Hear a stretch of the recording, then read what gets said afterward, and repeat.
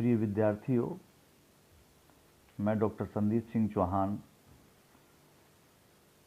राजकीय महाविद्यालय पीपल खूंट से आपसे रूबरू हूँ। आज अवधारणाओं के तहत हमने जो शीर्षक है, जो सब टाइटल है, वो शक्ति के स्रोतों को चुना है। प्रिय विद्यार्थियों, शक्ति का अर्थ स्पष्टता के साथ समझने के लिए शक्ति के स्रोतों का राजनीति विज्ञानियों के द्वारा अध्ययन किया जाता रहा है। वस्तुतः शक्ति तमाम प्रकार के स्रोतों से उत्पन्न होकर विभिन्न रूपों में अपने आप को प्रकट करती है, अपने आप को सुस्पष्ट करती है।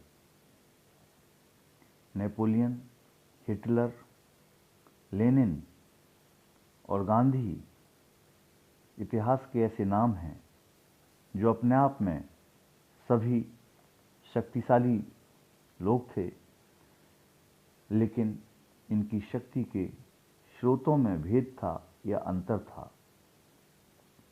शक्ति के स्रोतों की कोई पूर्ण सूची देना संभव नहीं है, क्योंकि विचारकों में भी इस संबंध में बहुत अधिक मतभेद हैं। लेकिन फिर भी शक्ति के कुछ प्रमुख स्रोतों का उल्लेख हम इन विभिन्न रूपों में कर सकते हैं।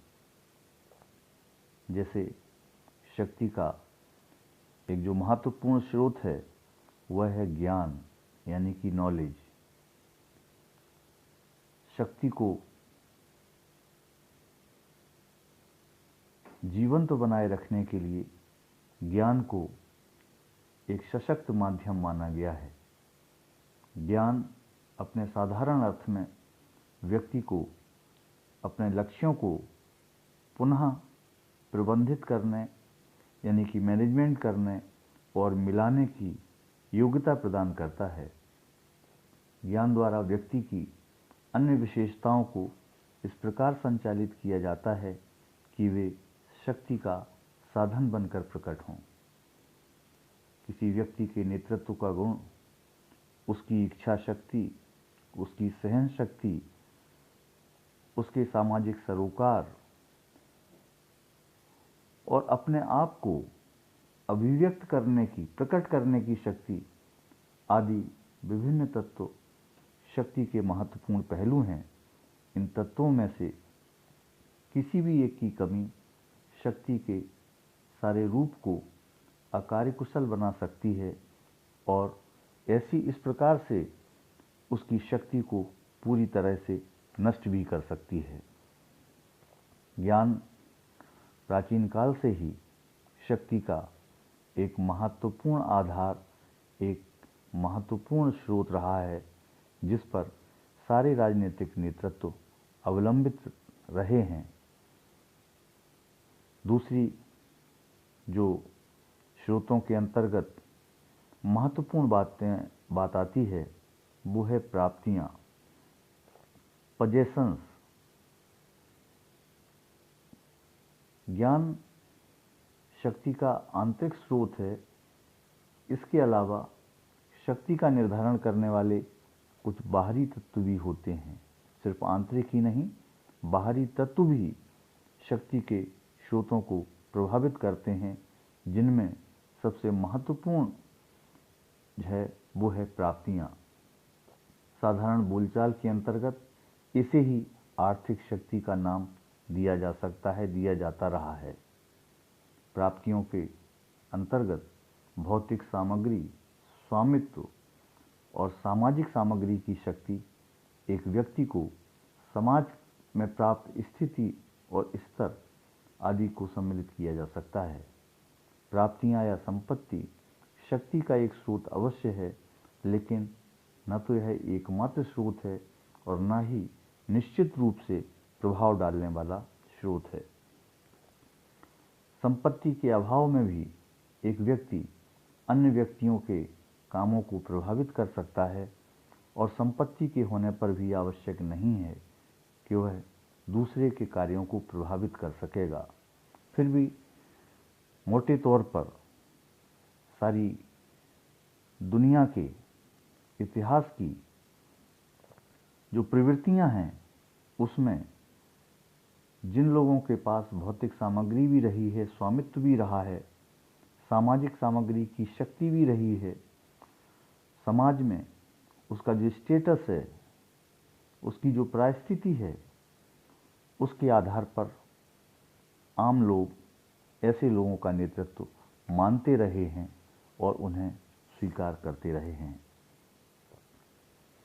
फिर तीसरी जो सबसे महत्वपूर्ण बात है शक्ति के स्रोतों के संदर्भ में, वह होता है संगठन।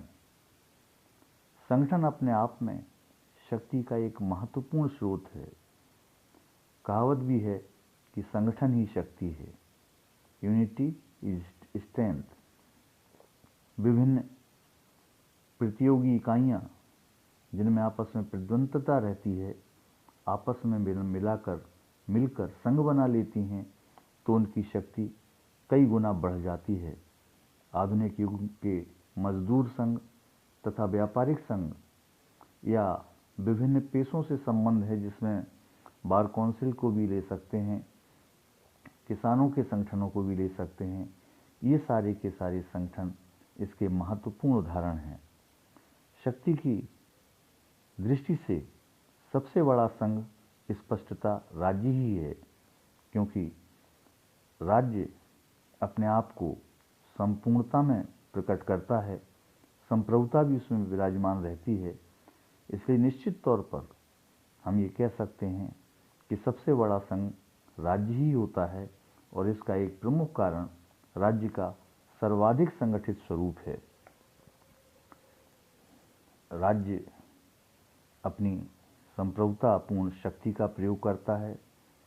चूंकि सवाल नागरिकता का आता है, उस दृष्टिकोण से भी सोचें तो राज्य सबसे ज़्यादा संगठित इकाई माना गया है और इकाई है भी।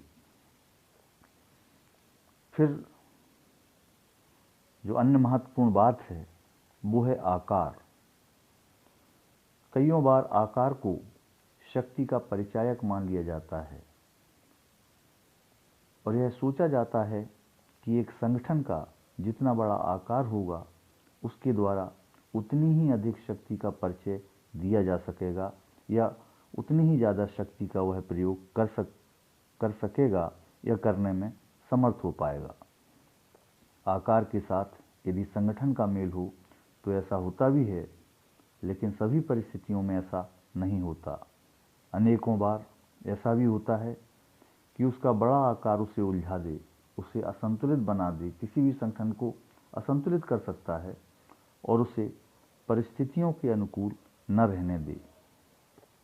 और यही कारण है कि अनेक बार कुछ राजनीतिक दलों द्वारा अपने आकार को घटाने के लिए शुद्धि आंदोलनों का आश्रय लिया जाता है, यानी कि अपने आकार को कम करने का और गुणों पर आधारित करने का प्रयोग किया जाता रहा है।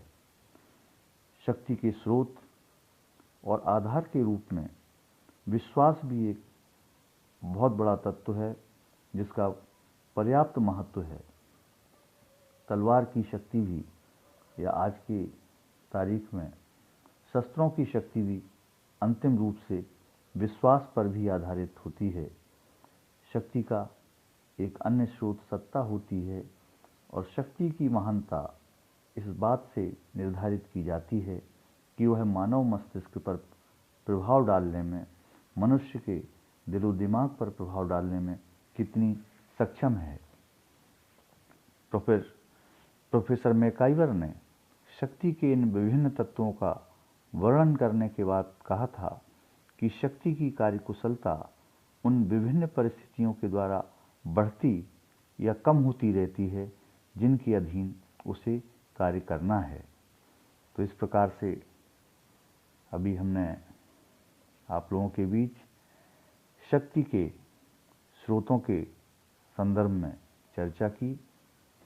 यदि इस चर्चा के बाद आपकी कोई जिज्ञासा है आपकी कोई क्वेरी है, परीक्षा की दृष्टि से भी और ज्ञान की दृष्टि से भी, उसे मैं बार बार कहता रहा हूं, हमारे लिंक पर जाकर हमें किसी भी माध्यम से, सोशल साइट के किसी भी माध्यम से मुझसे संपर्क कर सकते हैं और मैं आपकी जो क्वेरीज हैं, आपकी जो जिज्ञासाएं हैं, उनके समाधान का भरपूर प्रयास करूंगा। बहुत बहुत शुक्रिया, धन्यवाद।